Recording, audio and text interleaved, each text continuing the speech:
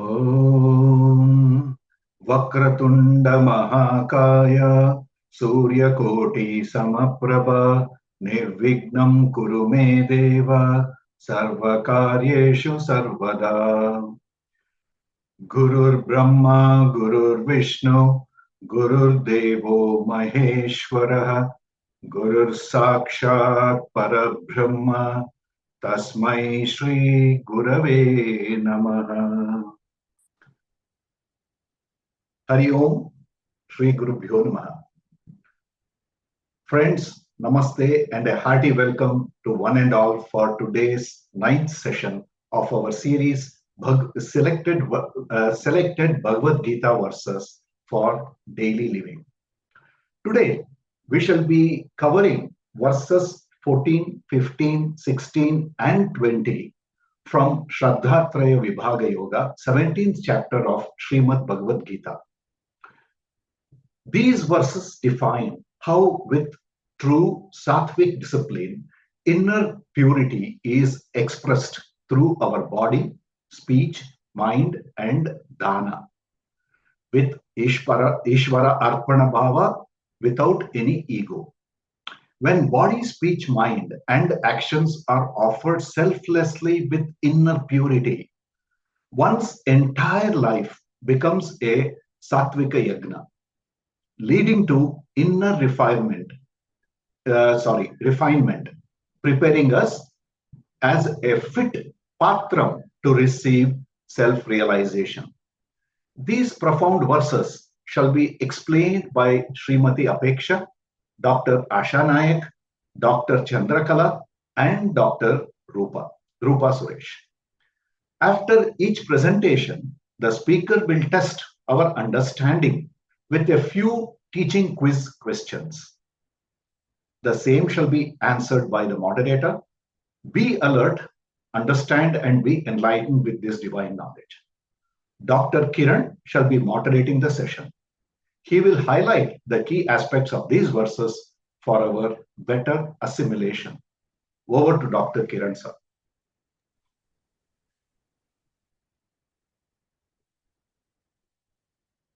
Thank you, Shivji. Sadashiva-samarambham Shankaracharya-madhyamam Asmadacharya-paryantam Vande Guru-paramparam.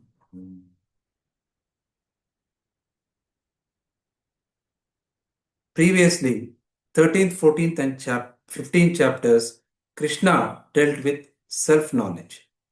This is the only means of liberation. All of us should be very clear on that. There is no other path. The knowledge, if you are ignorant about something, getting to know about it is the only path of getting rid. Just visiting or doing something, it is not going to help. And after teaching, he realized whether Arjuna has the necessary qualification to grasp the whole thing. That is what apparently Krishna must have thought. And as an afterthought, the 16th and 17th chapters he has explained, where he explains person's lifestyle should be adjusted in such a way that self-knowledge can be received by a person without any major obstruction. Like if you plant a pot, if the plant is very young, it needs to be nurtured, saved and protected, even from the strong light, wind, etc. And once it grows and reaches the tree, then it hardly needs any protection. Similarly, we are now in an early stage where, we don't have that grasp or the thing to need self-knowledge or what it entitles it and what moksha is and how to go about this path. Even when we know about it, is Shravana, Manana, Nididhyasam, meditation, etc., there will be a lot of obstacles to it and we don't know how to reach it. If we do not adjust our lifestyle to it, then this knowledge will merely become book knowledge. Like Bhagavad Gita will become something which will be in a corner of it, our study shelf, or it will be, even in puja, we'll see many Bhagavad Gita, I think it has been kept, worshipped, but never opened and read. It shouldn't be like that. So, this is one beautiful story which Sir often tells to know about the faith, because this chapter is about Shraddha Traya Vibhaga Yoga. That means what is faith we should know. This is very, very important. Two, father and son goes for a trekking and they get separated, and son reaches on top of a hill. It is almost getting dark. The father is down. Father can see the son, but son cannot see.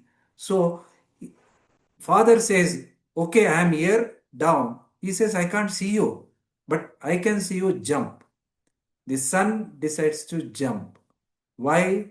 Because he has faith in his father. That's why when Guru says jump, what we have, it is the faith. That is what is all thing about in spirituality. Before that, we should understand, which Lord Krishna has very beautifully explained, ritualistic and faith. Faith versus belief, what exactly it is and what is the differences, we should understand very clearly, because they both are often confused and many people get distracted by it. Faith or Shraddha is depends on oneself. It is me who is dependent. It is not dependent on external thing.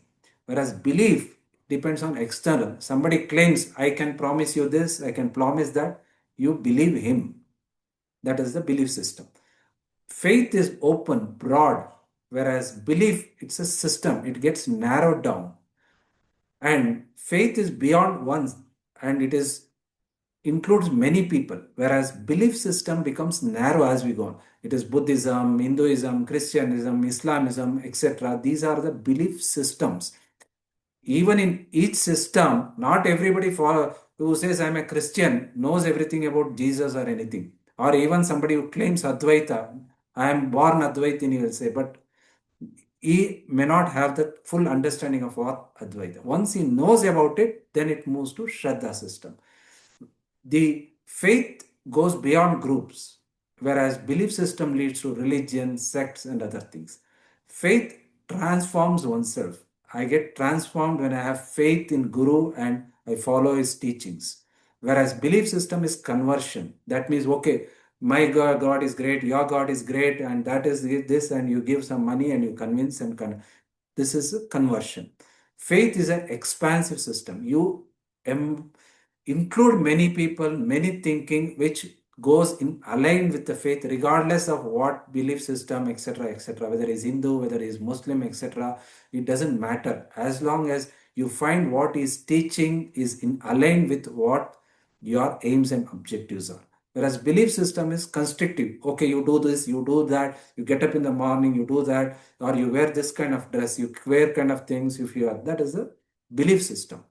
Faith leads to wonderment. If you are ignorant or something, or you don't know anything, you wonder, oh, like that. It leads to that wonderment.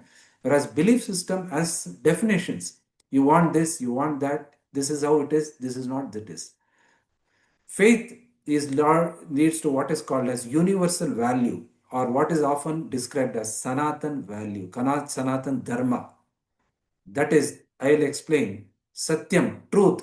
Any religion, any age, anything, you cannot say this. I have a religion system where everybody can lie. Nobody will accept it. Love, non-violence. These are universal values. Whereas belief system changes with time. Today I am worshipping some god, tomorrow I may worship somebody else. Today I am wearing some dress, tomorrow I may wear something else. Today I may speak Sanskrit, tomorrow I may speak some other language. But this universal language, this faith is dependent on me alone. But you can ask, then why we should have this all this Vedic lifestyle and all those belief systems? There are advantages of it. It provides a lifestyle, it provides security to the group of people who are leading a particular kind of lifestyle. It gives a feeling of community, togetherness, and values which they can follow and imbibe to their children. And it identifies these values. I'm an Hindu, I'm an Indian, I'm a you. These are some values they have. I say this is a democracy, I follow democracy, I do this. These are the values which you can imbibe in your future children, community, and others. And it lays the foundation of spirituality. Whether any country claims to be secular, whatever, ultimately any community rests on these values of spirituality. And it helps in recognizing gurus, acharyas, and mahatma. I know, okay, I need to move I am spiritual, I want to learn about same what is enlightenment, everything. I have a set of people who are comfortable with, whether it can be Chinmayananda Swamiji, Anubhavananda, Paramarthananda, I know. But somebody, some XYZ, St. Paul, everything, I don't know what exactly he teaches. It may be correct, but I am not familiar. My environment is different. So it gives a different feeling. So once we have this lifestyle which is conducive, it gives some sense of togetherness and relaxing. And it helps in acquiring preparatory qualities. That is Shatka Adi Sampatti, which we call. All that it can be imbibed. Even if I am not in a spiritual thing, my mother will tell, oh, you follow truth, otherwise God will punish you. That God will do like that. This will do like that. So it helps us to obtain this spirituality. It helps in a lifestyle conducive to spiritual growth. Many of us who have moved out, come to the spirituality somewhere down the line. This religion life somewhere has helped us, whether we acknowledge it or not. So this is how Lord is differentiating in the 17th chapter how the Shraddha, which includes the faith and belief system, work together in harmony for the spiritual growth. Basically, it divides into three things. Every anatma which is there has a three qualities, that is threefold. Whatever comes from anatma, that is world, me, you, this body, everything has a three. One is sattvic, rajasic, tamasic. So he divides into everything into tamasic, rajasic, and sattvika. And even knowledge also is into three things. That is, sattvika knowledge is spiritual, they are oriented, pure people. Whereas Rajasic is materialistic, active, and Tamasic person is ignorant, lazy, day to day. He leads like a day to day, like an animalistic being. Even I should not say animalistic because many scientific studies have to shown even animals do this thinking and other things. So basically, all human beings have these three qualities and they will have something predominantly. Some may be sattvic predominant, rajasic, etc. And based on that, they can have a lifestyle which is conducive. You are sattvic, you can straight away move to spirituality. You are rajasic, you have a different way, and tamasic, you are. So, what provides these things? Shastras provides opportunity for all these rajasic, tamasic, and sattvic people to gain spiritual knowledge and move up, or in short, to move to sattvic and then move to the spiritual way of life or enlightenment. A person is always often combination of all three, and over what I told, Shastras providing spirituality, prayers, japa, and other things. Rajasic person can become sattvic, and many activities you do like rituals, etc. A tamasic person can become rajasic and sattvika. The aim should be, whether you are predominantly rajasic or tamasic, your aim should move to sattvika. You should not say, oh, I am tamasic, I'll become a rajasic and then move up. Once you know something about spirituality, your aim should become sattvika. Shastric way of life provides all these three kind of people opportunity for spiritual growth. So, gunas, that is, makes the faith. Based on what gunas I have, your faith will be there. As I told before, faith is dependent, inherent to you. You cannot blame others to say, I had a faith in you and you did. No. What faith you should have, how much is dependent on you. And ultimately, this faith will make the man you are. So Sattvic persons worship Lord for spiritual growth, that is for moksha, enlightenment, and benefit of the community and for himself to reach to a higher level. Whereas Rajasic person, he usually worships for material goals. Whether I want a lot of money or I want to own many industries, so on and so forth. A tamasic person often end up for evil desires and powers. I want to destroy somebody, like darkness we call. So those kind of things, tamasic person often, or he hurts himself, or he follows some particular kind of rituals which hurts himself or others, sacrifices, and so on and so forth. So these are the three types of faith. And now coming to faith, Lord divides into following things. A faith in worship or yajna or knowledge, we can always go. Second is type of ahara, the food, how the three types of people will have three aharas and how it differs. So it helps in differentiating what kind of person you are, whether you're rajasic, tamasic, or sattvic, and based on that you can choose the marga you like, and dhanam, what kind of charity all these persons do, and last is what kind of austerity these people do, and ultimately what you should do. So types of food we have, it I'll briefly summarize the sattvic food, the rajasic and tamasic. The sattvic food will be usually poor, it will not have extremes of taste, it will be fresh, and you will feel cheerful after eating. Like it can be a curds, it can be fresh fruit and all those things. And it will be agreeable. Most of the people like it. Whereas Rajasic food will be often bitter or strong in taste, like chips, you become hyperactive after eating those kind of things, and sometimes it produces dukkha. You always end up either in short term having stomach pain, etc., or in long term having BP, diabetes, etc. Whereas tamasic food are usually tasteless, foul smelling, or leftovers. These are all tamasic food. And depending on what he prefers, you can gauge what kind of person he is or what kind of. And you want to move in a sattvic way, you often use. That is why some people, you are in a spiritual way, you should always try to eat, vegetarian food and avoid extremes. Salt will not be there, onion will not be there. They will tell. The basic for it is that basically those food should be sattvic. So you are, sacrificing animal that, and afterwards you expect, okay, I'll become spiritual growth. It's not conducive. And sacrifices, what kind of sacrifice these people do? The sattvic, they always do it as a duty, as a betterment for all. And he doesn't expect any results. And he is, as is in a spiritual scriptures it is written, or as a guide of some guru, noble guru who has experienced in it. Rajasic, often for show off, you will see many people doing all decoration, that, this, and live on TV, etc., etc.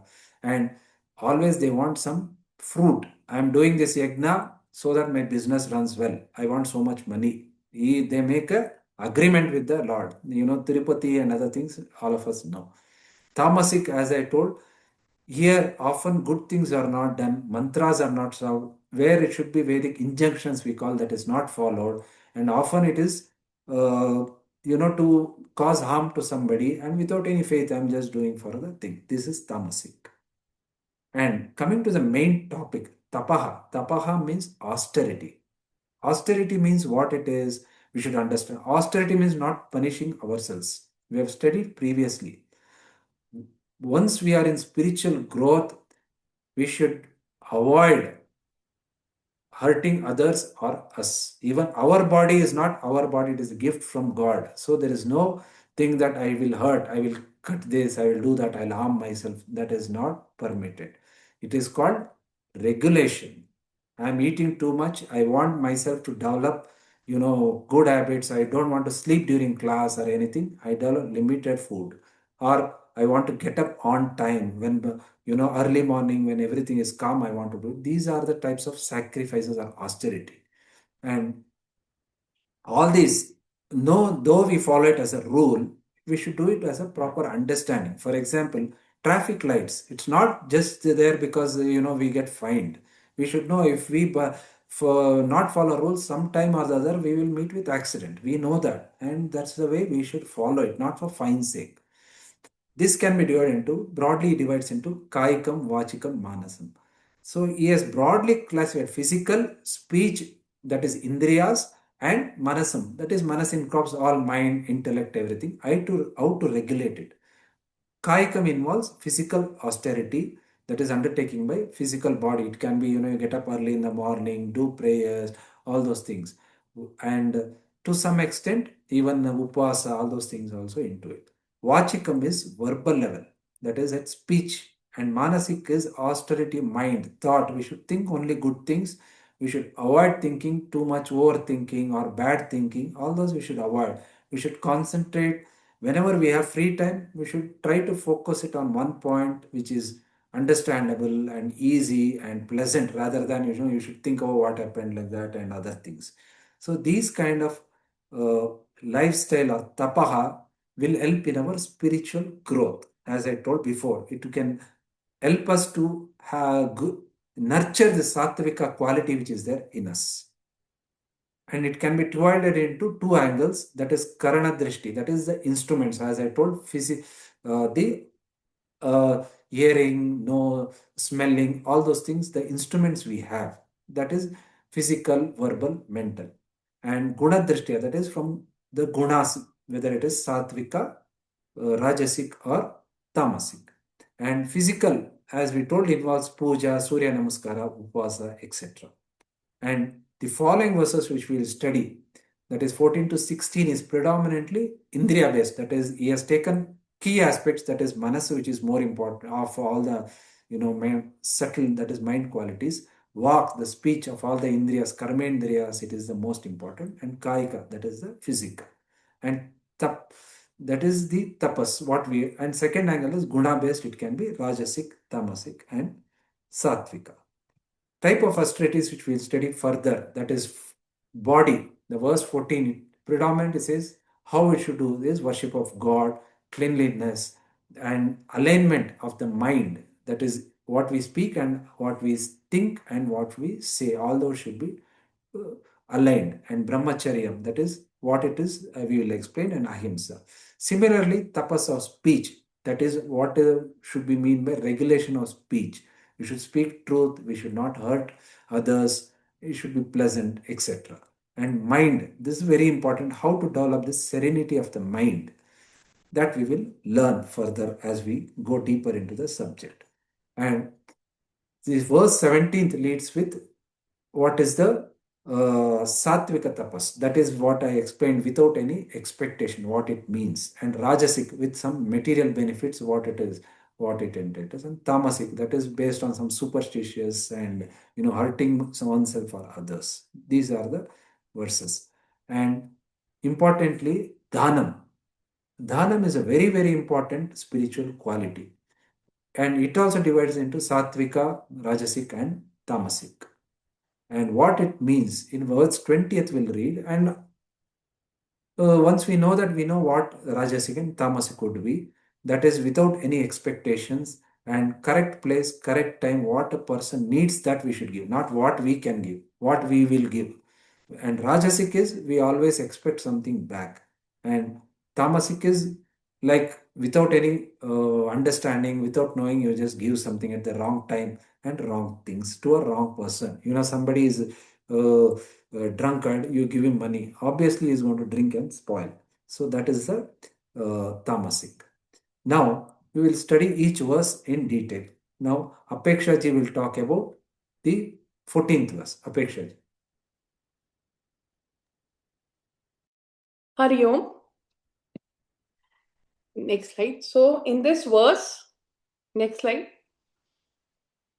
Are you able to hear? Yeah. Hari Om, sir.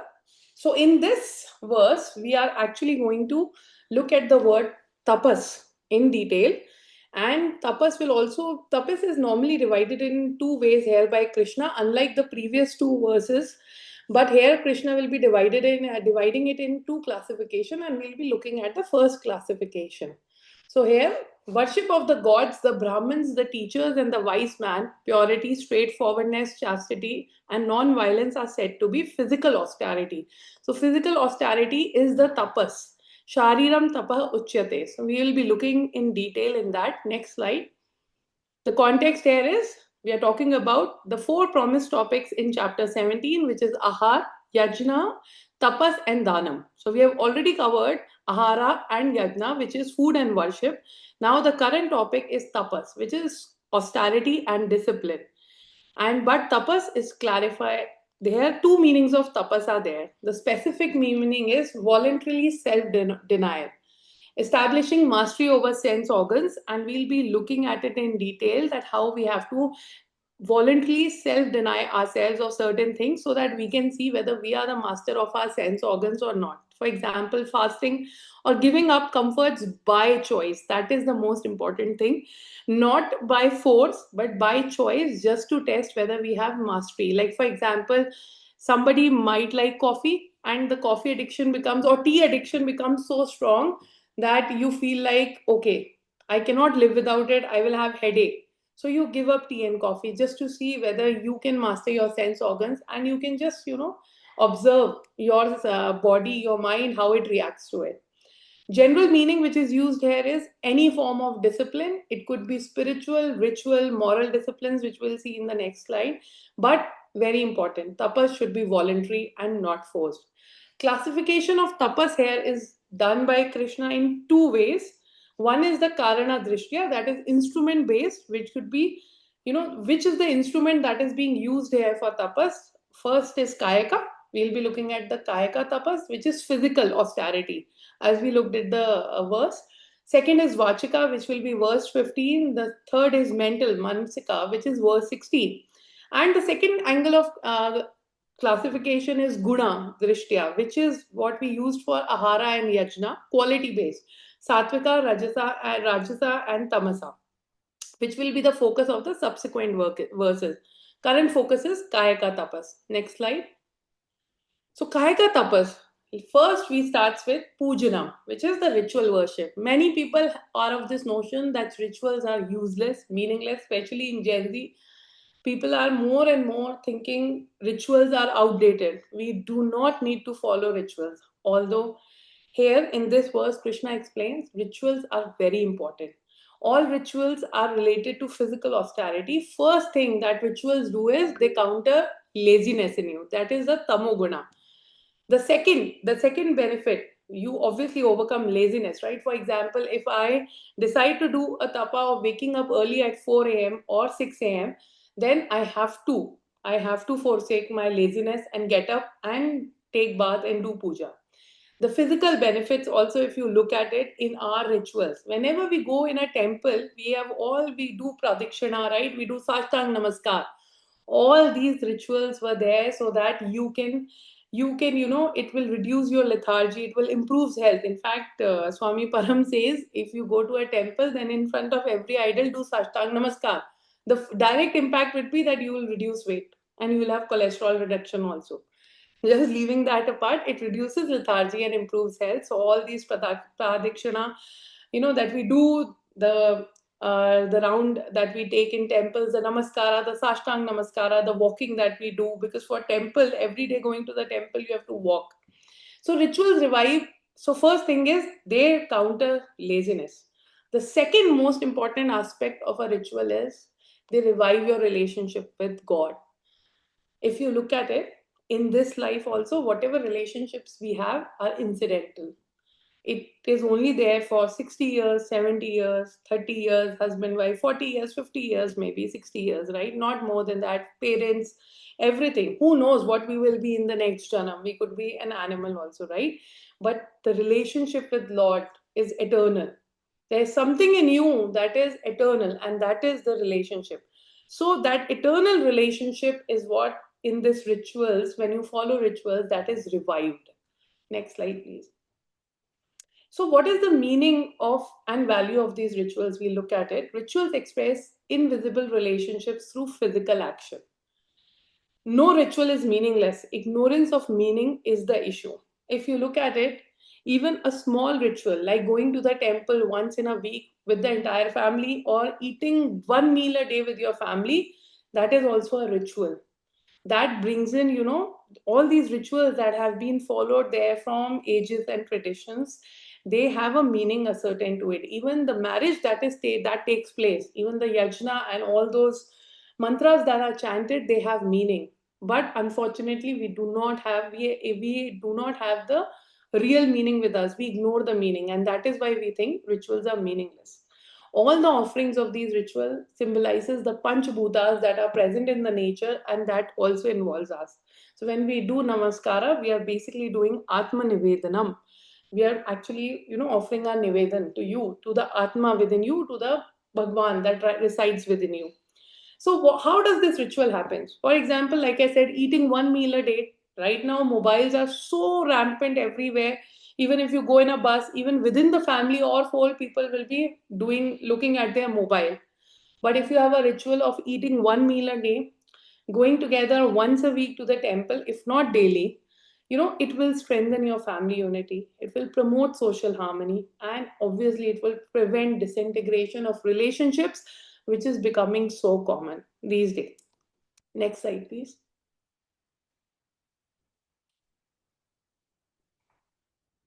So, Pujana. So, what are those objects of worship? When we talk about rituals, we look at puja, right? So, it could be Deva Pujanam, which is God, form as a representation of the formless. It could be Dvija Pujanam, scripturally disciplined, refined individuals, who know how to do religious ritual, puja in a ritualistic manner. Or it could be Guru Pujanam, all teachers, secular and spiritual. Or it could be Prajna Pujanam, one who knows, one who is a jnani, one who is one with the Brahma Vidya. What happens when you are doing pujanam? It could be any form, Lord in any form. It cultivates humility, discipline, and gratitude, because you have to do it daily. You have to do it at before a certain time, as per our scriptures, and obviously makes you more humble, because consistency and discipline brings that automatically in you. Next slide, please. So, what are the other kind of kayaka tapas? That is physical tapas we will look at. So, we looked at pujanam, right? Now, the second one is Krishna talks about a very basic one, which is shocham, which is physical cleanliness. So, you have to daily take bath. You have to keep your nails cut. You have to be, clean in your clothes. You can't be repeating your clothes from days and days. Your surroundings have to be clean. Although it looks very elementary, but if we go on the roads, unfortunately, in Gita, which is like talk like years, thousands of years ago, Lord Krishna, out of his compassion, mentioned about Shocham.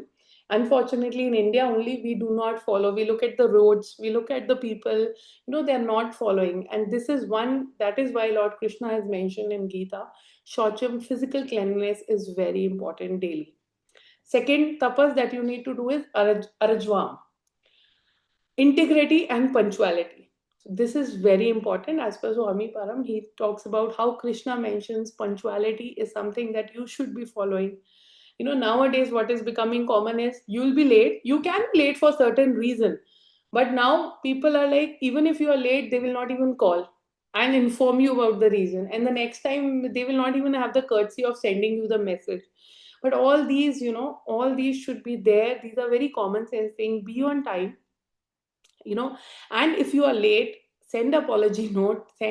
There should be alignment of thought, word, and action. If I have committed that I'm going to be there, I have to be there. If I cannot be there for due to some other reason, I have to send a polite message, asking for forgiveness of why I am late, and then follow it with my action and go and be present, and meet that person.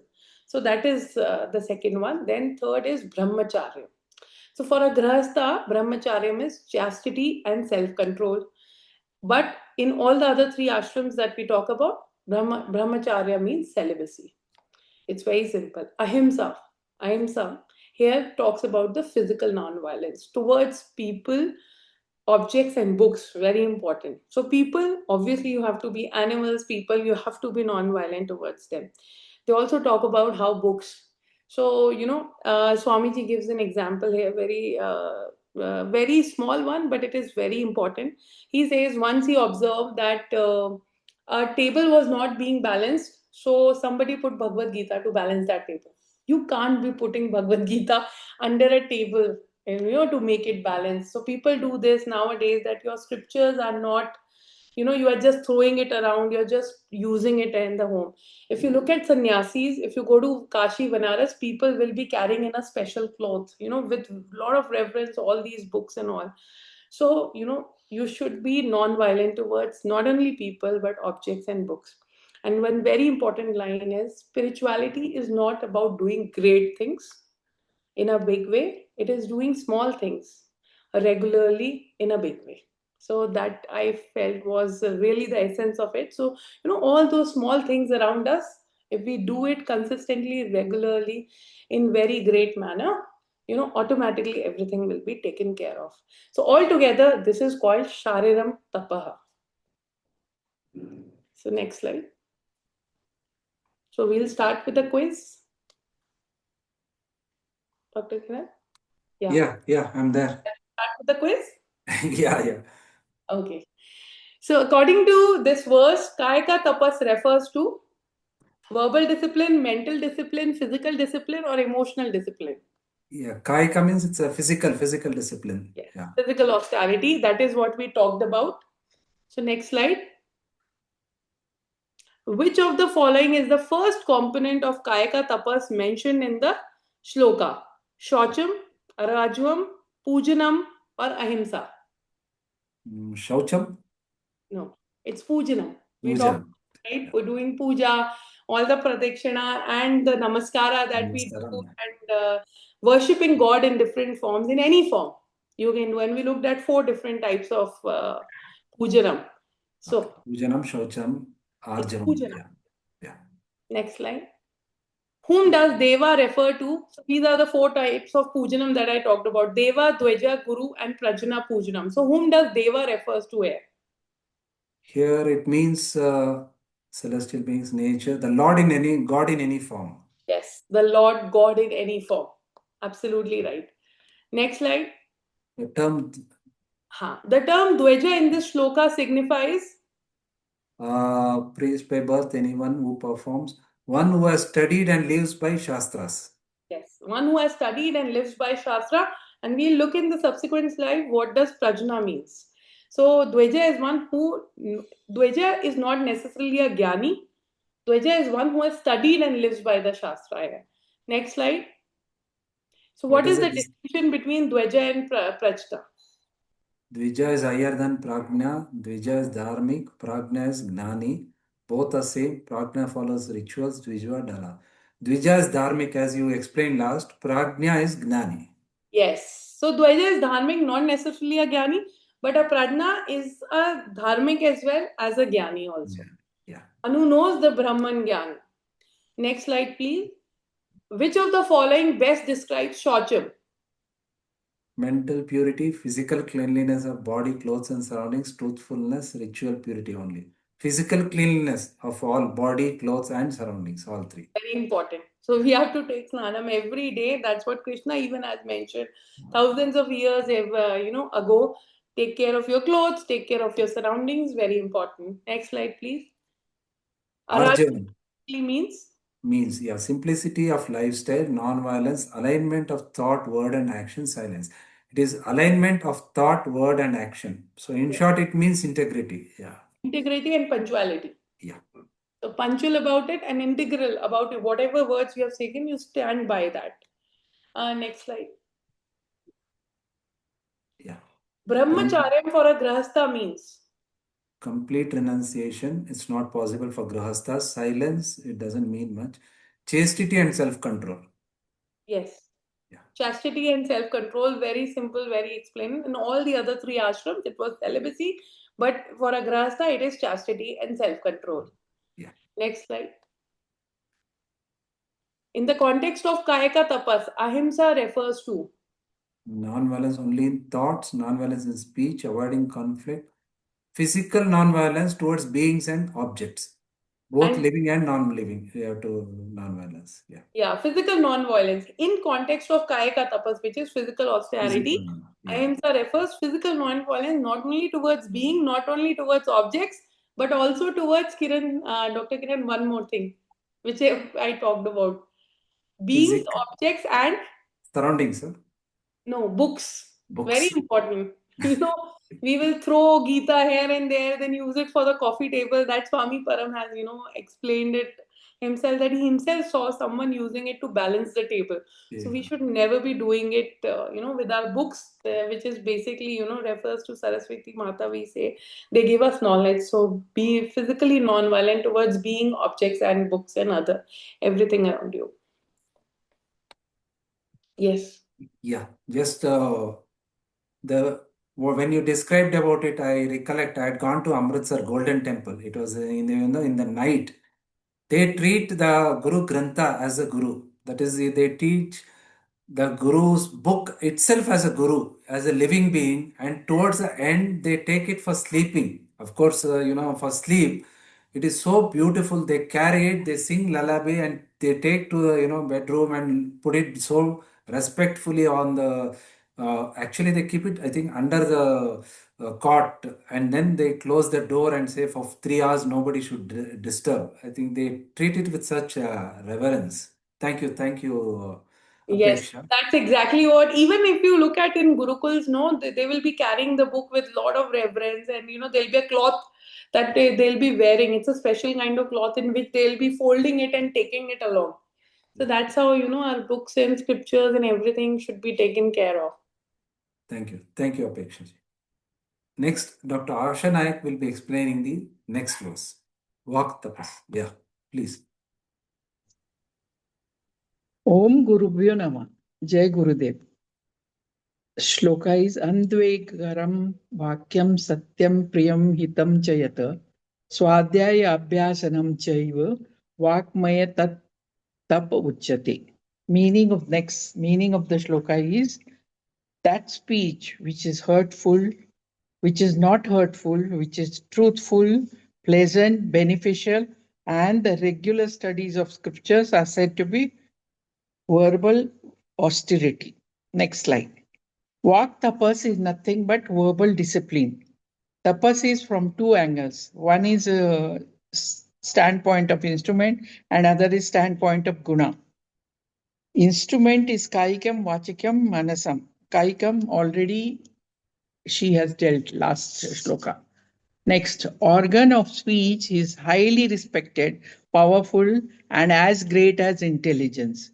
Organ of deity, intelligence is Brahma, and of speech is Saraswati. Both are there for growth of universe. So the powerful organ can be blessing as well as curse. Quality of speech can be improved by and depends on reducing quantity of speech. Next, four parameters or factors determine supremacy and quality of which is given in the first line of shloka. Those are Advaitam, non-violence, Satyam is truthful, and Priyam is pleasant, and Hitam is beneficiary. So we have to understand importance of Vak Indriyam. We have got 5 Kamendriyas and 5 Jnanendriyas. But Sri Krishna takes Vak Indriya separately dealing with tapas. We have to assimilate this fact very much, and then only we can appreciate the significance of tapas.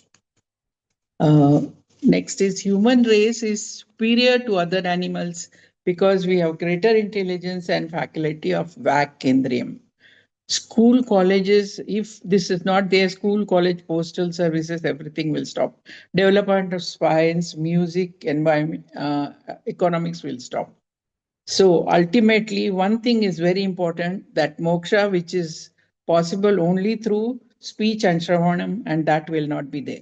So organ of speech is very extremely powerful instrument, and we have to understand power of words, which are generally come out of mouth anytime. Next, anvudekam is non-violence. So whenever we do verbal violence, which is hinsa or make papa, so do not hurt people by speech. Be very sensitive to the word used. How do you do that, or how do you practice? Do not use which you like to, you get hurt. So you use only what you can use for us. Others also you should use that. How do you do that? Learn Samanya words and develop your knowledge of words. Next is Satyam, truthfulness, alignment with thought, harmony of a thought and speech. They should be in one line. So united we stand and divided we fall. So it is so important. In Vedic prayer is given when the child is given first time milk, it is said this prayer. Every avoidable truth is used to, you will have to do prayashit if it is not correct. Now, if you are telling lies in your speech, it is certainly creating rift in your mind and in your brain. And if it changes your personality, and then it causes disintegration. Disintegration means you go down spiritually also. So it is very important to have correct speech. Harmony is called integrity. And then for Satya means integrity and non-divisionness, that is Advaitam in Vyavarika. And Paramarthika level means absence of second thing. So when there is no harmony, it is called broken system, broken family, broken institute, disagreement in countries, and war starts. So Satyam is Apriyam. Then what do? You use many palatable truths so that with first you congratulate him, praise him, glorify him. Then only you start telling the truth. That is Apriyam. Priyam means receiver of communication and be such that the other person will be very comfortable and pleased. Hitam, which is important. Speaker and listener both should be beneficiaries, and that is called Uttam communication. In Madhyam communication, only speaker is beneficiary. That is utterly selfish. Bosses to employee, this many times it happens. Adama communication, both parties are not beneficial. It is only gossip, that is unconfirmed information, which is very bad. Now, very important is all these four are not optional. They all together should be worked on. This is to work on. Now, how to follow all these four together? Look into these factors sincerely. Share training, you get faculty, and then keep doing it. Initially, it will take time, but then due course, it is possible. Driving, cycling, etc. So it becomes automatic and instinctive.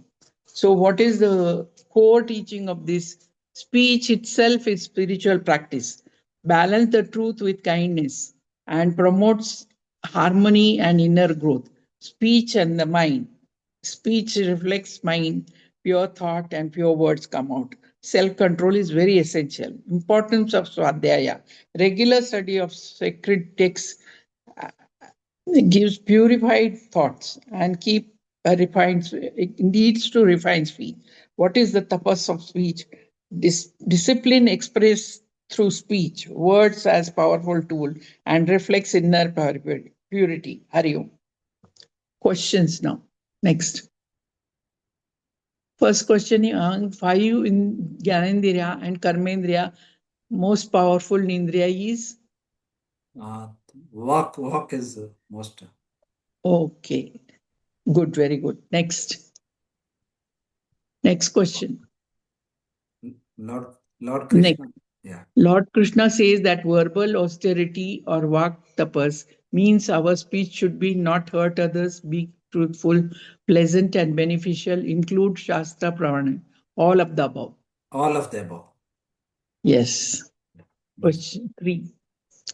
Satyam is a vital aspect of vak tapas. It means speech must be aligned with our emotion, harmony of speech and thought. Speech should be aligned with the belief of listeners. Speech could include avoidable lies. Satyam evam jayati is the only path of material success. Harmony of speech and thought? Correct, correct. Very good. Next. Hitam means both speaker and listener should be beneficiary of the conversation. The speaker should manipulate and listen to gain advantage. The speaker successfully spreads rumors. The speaker establishes superiority by articulating great philosophy, and that is the listener cannot understand. Speech, both speaker and listener should be beneficiaries of the Correct. conversation. Very good. Next. Thank you. Thank you. Thank you so much.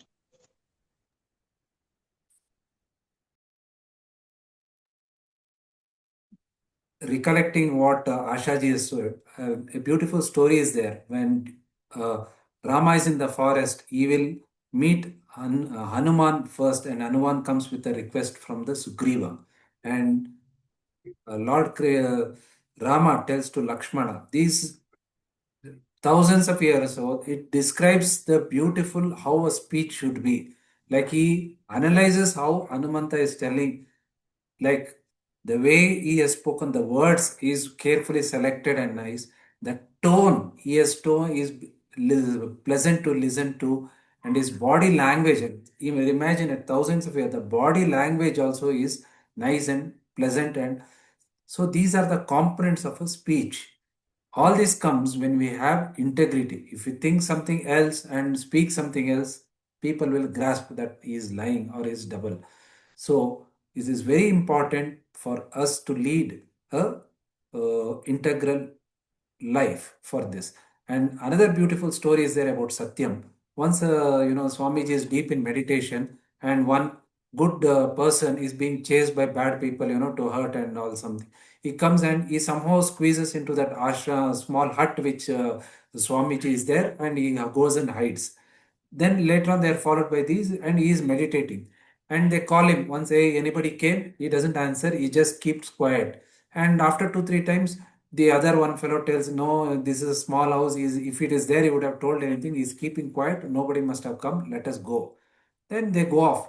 Then once he comes out, thank you, Swamiji, you saved my life, but you had to tell a lie. He said, I have not told any lie. This has saved your life. So this is what a speech is about. It doesn't mean that, just because I have to be truth and you tell something which hurts others and everybody. This is common. We see many times. We tell it somebody on the face. So the best, as Swami Anubhavananda says, if you don't have anything to say good about others, if not, you keep quiet. That is the best thing. Of course, that doesn't mean that you lie. You have to word it in such a way that you should not be manipulative, or you should not, try to please. You should, when asked, you tell, otherwise, you just keep quiet. Silence is the most beautiful speech. Thank you. Now, next verse about Manas and Manaha will be explained by Chandrakalaji. Thank you, sir. Shri Gurubhyo Namaha. Coming to the verse 17.16. Manah prasadaha saumyatvam maunam atma vinigraha bhava samshuddhir iti itat tapo manasam uchyate. Next slide, sir. Mental quietude, gentleness, silence, mind control, purity of motive, all these are said to be mental austerity. So, mental discipline or manasa tapaha is discussed in this verse. Since the mind is the subtlest of our instruments, it is the toughest tapas as compared to physical and speech discipline. Coming to the first word, manah prasadaha means mental quietude, tranquility.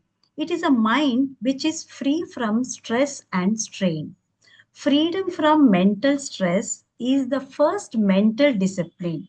We always remember our past for brooding and thinking of the future for worrying. Both are unhealthy. It reduces the efficiency in the present. So, we need to remember the past for learning's sake and think of the future for planning and face the present, which alone is available in the present.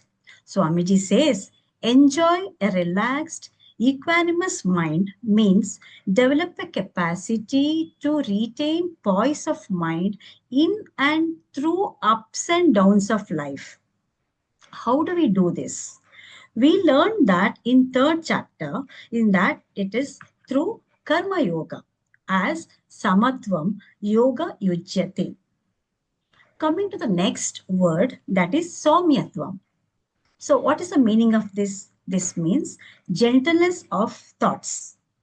We should remember a thought alone gets crystallized into words and actions also.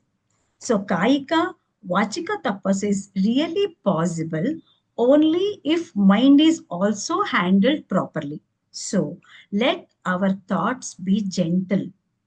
Thought is like a seed, word is like plant, and action is like a tree. If one takes care at thought level, that is at seed level, the tree will be taken care. Coming to the third word, maunam.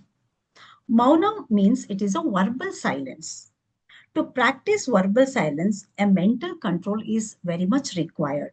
So Amiji says, learn to remain silent for a few minutes, at least daily. Learn to be free from deliberate thinking. Thoughts may occur because of our vasanas and habits, but just practice remaining without judging the thoughts as these thoughts are good thoughts and these thoughts are bad. But being aware of thoughts, that is called Sakshi Bhava. It is not thoughtlessness. It is freedom from deliberate thinking or joining the thought pattern. Next important word here is Atma Vinigraha. It means management of mind, means direction of the thoughts, directing our thoughts in such a way that the positive thoughts are encouraged and unhealthy thoughts are discouraged. Atma means mind, Vinigraha means disciplining. Disciplining the mind is disciplining the thoughts. Unhealthy thoughts will come. hatred will come, but I refuse to cooperate with that. The last word here, important word here is bhava samshuddhi, means purity of motive. Bhava means motive. Samshuddhi means purity. So freedom from hidden motive. Avoid expressing one motive outwardly, but having a hidden agenda within. Otherwise, it is called as open-heartedness. So, iti itat means all these important words, what I explained now, uchyate is said to be mental austerity. So, with this organ or instrument based classification of tapas or tapa is complete. So, we will move on to the quiz, sir. Next slide, sir. Yeah. So, quiz 1. In the organ based classification of tapas, which one is toughest to follow? Choose a decreasing order of toughness. The first, second, First is third the thing. Manasam tapas. Manas is the difficult, most difficult. The second is speech. Third is physical. Correct, sir. Correct. Since the mind is the subtlest of our instrument, it is the toughest tapas as compared to physical and speech discipline. Physical body is the grossest instrument. Therefore, physical discipline is easier as it belongs to Stula Sharira.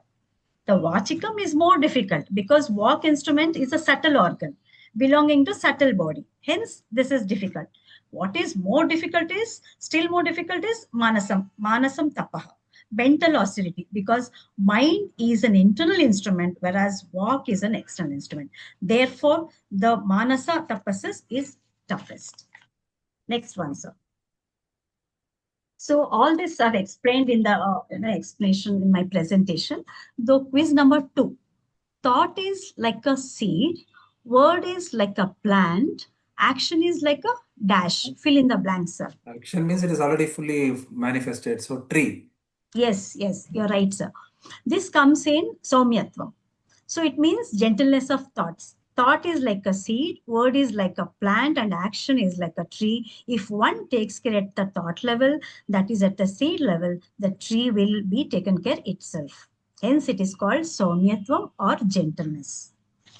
Next quiz, sir. A third one. Verbal silence is thoughtlessness. State it is true or false. It is false. It is not silence. It is thought of, correct way. Yes, correct, sir. So Swamiji says, learn to remain silent for a few minutes at least daily. So thought may occur because of our vasanas or habits without judging good or bad thought, but just be aware of the thought. So that is Sakshi Bhava. Next one, sir. Atma Vinigraha means positive thoughts are dash and unhealthy thoughts are dash. Atmanigram, positive thought should be encouraged and unhealthy thought should be discouraged. Yes, correct, sir. Atma means mind. Vinigraha means discipline. So, management of mind. This is so directing the thoughts in such a way that positive thoughts are encouraged and unhealthy thoughts are discouraged. That's all, sir. Thank you very much, sir. Yeah. Thank you. I recollect one beautiful sentence. English word present is a very nice word because it has got two meanings. One is a gift, another is being present. So being present in spirituality is the greatest gift one can give. And one of the ways, as she has beautifully explained, is to deliberately control. In Buddhism and other, some of the philosophies also, like you look at the rose, you don't describe, you don't say, once you say it is a red rose, it is already you're defined and it is over. Just look at it in wonderment, as I told in a faith, and just look at it and be present to that flower, that whatever it's not beautiful or it's ugly or its color, just be present to the flower. That is one of the great good ways of developing being in a present and controlling that negative or hyperactive thoughtlessness which always affect us. Next we will have Dr. Suresh Rupa to talk about the next, which is Dhanam, which is a very, very important spiritual discipline. Om Shri Gurubhyo Namaha. We are going to discuss verse 20 of chapter 17 of Bhagavad Gita. The verse goes like this. Datavyamiti yaddanam diyate nupakarine deshe kale cha patre cha taddanam satvikam smritam. That charity which is given, that giving is a duty to a person who may not reciprocate at the proper place, at the proper time, and to a proper person is considered to be sattvic charity. So why dhanam? The verse specifies the importance of dhanam as one of the spiritual sadhana. The other two being yajnaha and tapaha, which we just studied in the previous verses. Dhanam is a very powerful medicine to remove certain unhealthy traits in our personality. In the next slide, we see in this diagram what are the unhealthy traits. First one is mohaha, which is desire. Second one is lobhaha, which is greed. The third one is karpanyam or miserliness. Fourth one is bhayam, which is constant fear of losing people or things. And the fifth one is ajnanam or ignorance, where we are ignorant of self-knowledge. This vicious pattern of human thinking with ajnanam, mohaha, lobhaha, and karpanya is called samsara, which is a constant, continuous sense of insecurity. So Lord Krishna divides dhanam into three types: sattvika, rajasika, and tamasika. We all heard about these three gunas in the previous verses. So what are the benefits of dhanam? The first one is to change the deluded pattern of thinking of a human being. The second is to be of benefit and to be in harmony with nature. Everything is give and take. For example, how plants take carbon dioxide and give out oxygen to maintain the homeostasis of the environment. The third benefit is the social benefit. It should be voluntary parting of wealth to appropriate people. Only then it becomes a joy. As Dr. Kiranji was saying, that we should ensure that if you're donating something, you should not be donating it to an alcoholic person. Even unknowingly, if you do so, then he might just land up using the donated wealth for not a good cause. And that is not the way that we have to do dana. And finally, there is ultimate sannyasa with dhanam rehearsal. So what does that mean? Mental state in which one does not own anything. That is mental sannyasa. So by doing dhanam and by the virtues of doing this dhanam, one will be able to reach that type of mental sannyasa. So in summary, what did we get out of this last few slides, where we have discussed the sattvic aspect of dhanam? That the mature person, when he does dhanam, he does it with an understanding of its spiritual relevance. It's voluntary, in social harmony, not expecting something in return. A gift to be given in the right place at the right time to a deserving person. Dhanam does not mean giving away money always. It can also be in the form of spending quality time, doing service or charitable work. And the biggest dhanam, according to Lord Krishna, when he says that one who teaches Bhagavad Gita is the closest to my heart, And that's what we are all doing on this platform. Sharing knowledge is also a great dana. So now let's move on to the quiz and see what we have understood from what we have seen in the last few slides and heard. So the first question is, charity given as a duty at the right time and place to a deserving person without expectation in return belongs to which guna? We have 4 choices: A, B, C, and D. A is Rajas, B is Tamas, C is Sattva, and D is mixed gunas. Right time, right place, without expectation of benefit is sattva, sattvic dana. Yeah. So the next slide, that is the right answer, sir. Sattvic. Yes. Then the next question. Which statement best summarizes Lord Krishna's teaching on charity in these verses? Again, we have 4 choices. A is the size of the donation matters the most. B, charity should always be public. C, intention and awareness determine the quality of charity. D, charity guarantees material rewards.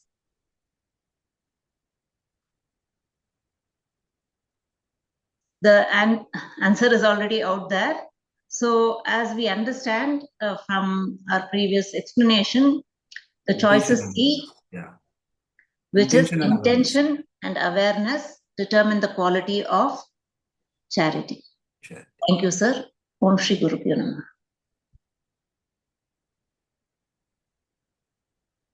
Thank you. I would like to end with a story.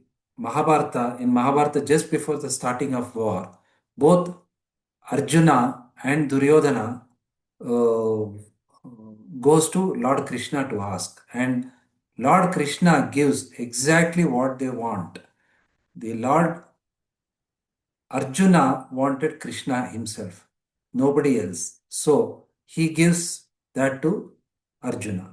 And Duryodhana is a materialistic person. He is least bothered, or he hardly knows the value, because when Krishna came and showed his Vishwarupa also, he didn't change his mind. He was just ignorant. So he wanted material things. He thought the army of Krishna is more powerful than Krishna. So he gave him that. So this is Satvika Dana, because as a Kshatriya, he has to give Danam. And as a Satvik Danam, he has given both what they wanted. So this is the beauty of Lord Krishna and the way he has led his life. And I thank all my co-speakers for beautifully bringing out the importance of tapas, whether it can be physical, it can be speech, or it can be a quietude of the mind, and dhanam, which also is an important form of austerity, that is Satvika Dhanam, given at the right time to the right person and without any expectations. What tomorrow I will get Nobel Prize and so on and so forth. This is the essence of real Sattvic life. Thank you very much. I would like to now hand over to Shivji. Namaskar.